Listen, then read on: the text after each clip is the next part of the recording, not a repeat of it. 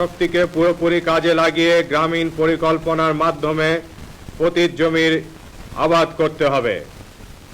নিড়ানের সুবন্দোবস্ত করতে হবে।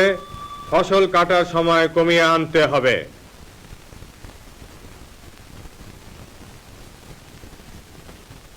সবজি ও ফলের চাষ বাড়াতে হবে বহুগুণ এবং গো সম্পদের অধিক যত্ন নিতে হবে।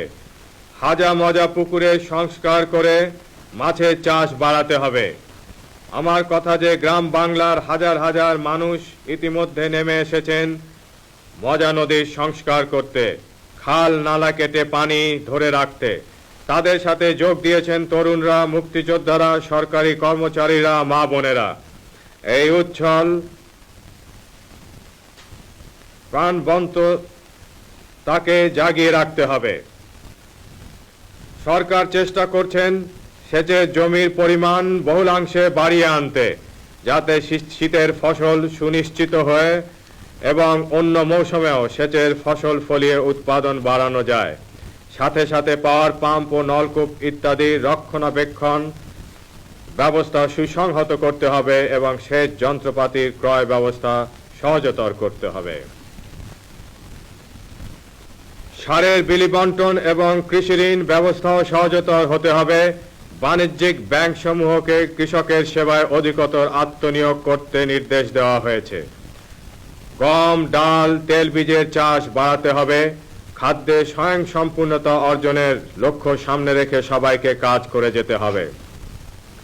সমবায় আন্দোলনকে আরো জোরদার করতে হবে। সমন্বিত গ্রাম উন্নয়ন প্রকল্পকে আরো বলিষ্ঠ ও ব্যাপক করা হবে। ভাগ চাষীদের ন্যায্য অধিকার প্রতিষ্ঠা করার পদক্ষেপ নিতে হবে এবং তারা যাতে শস্য বন্ধক দিয়ে কৃষি ঋণ পেতে পারে তার বন্দোবস্ত করতে হবে। কৃষি গবেষণার কাজ সর্বতোভাবে এগিয়ে নেওয়া হবে। মৌসুম উপযোগী নতুন নতুন বীজ উদ্ভাবনের কাজে গবেষণা কেন্দ্র সমূহকে সক্রিয় হতে হবে।